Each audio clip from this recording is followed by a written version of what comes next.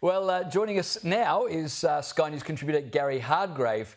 Gary, welcome to the program. A lot to talk about tonight. So I want to start, obviously, with the Liberal leadership. Who is the future of the Conservative movement? Is it Sussan or is it Angus Taylor? They're your choices.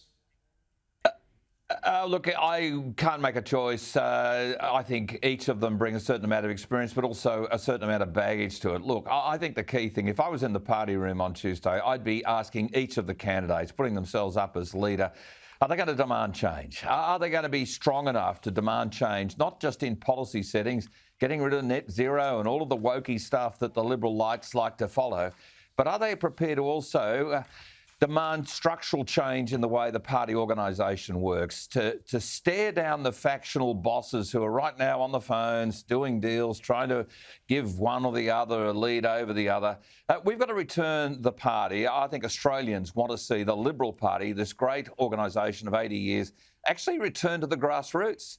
And that means voting everything in from the grassroots. That means the state executives, all of the grassroots. That means even the federal executive, all of the grassroots, because right now all of these things, all of these decisions, who's going to be a senator, who's not, and all these things are all actually decided by factional groupings, and that's what's poisoned the well, and that's what the Liberal Party has to clean up. Now, if there's going to be bloodshed over this, James and Danica, you're going to have to do it in the first 12 months.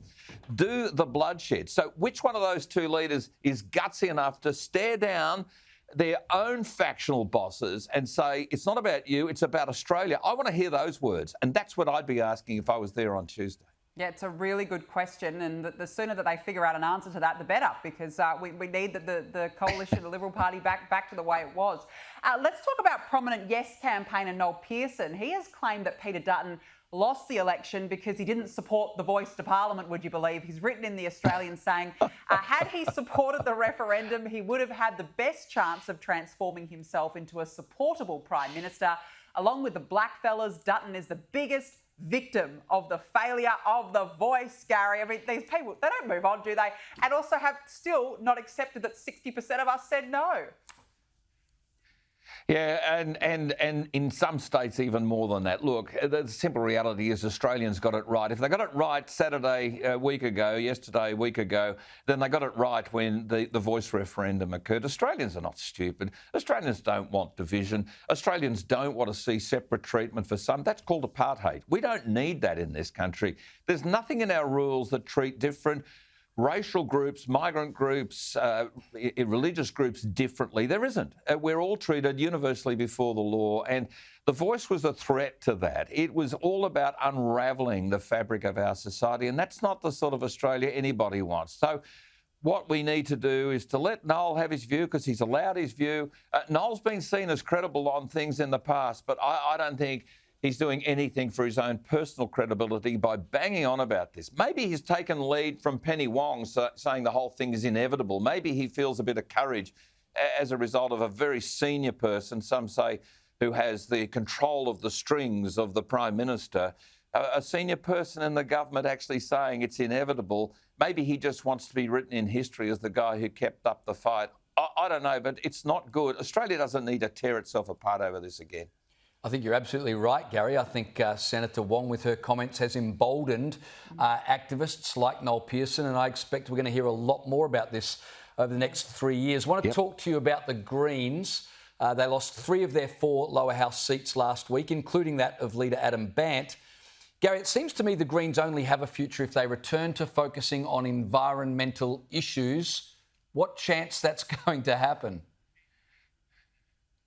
And at a time when koalas are being killed by shotgun in Victoria, at a time when koalas are being killed and displaced, putting up wind turbines as they knock down mountains around Lotus Creek in central Queensland, to put up wind turbines and the rubbish that comes from the tops of those hills ends up in creeks which flows into the Great Barrier Reef.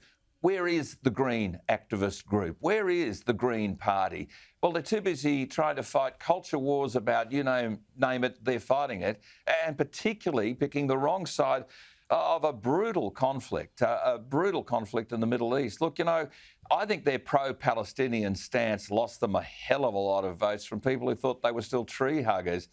Maybe Malcolm Turnbull, if somebody was bold enough to sack him from the Liberal Party or go and join the Greens, then maybe he'd give them some sort of direction.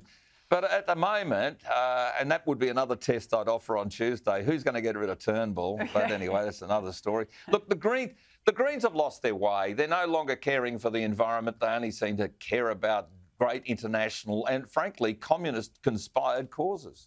Yeah, absolutely. It's a dangerous brand now.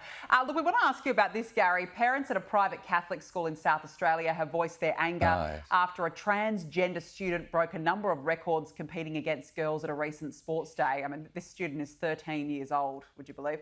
That's a whole separate story. But Gary, look, from my perspective, I just feel like this is yet another reason why, Peter Dutton, the Libs should have come out and made it an actual policy that males cannot compete in female sports. Why is it so hard?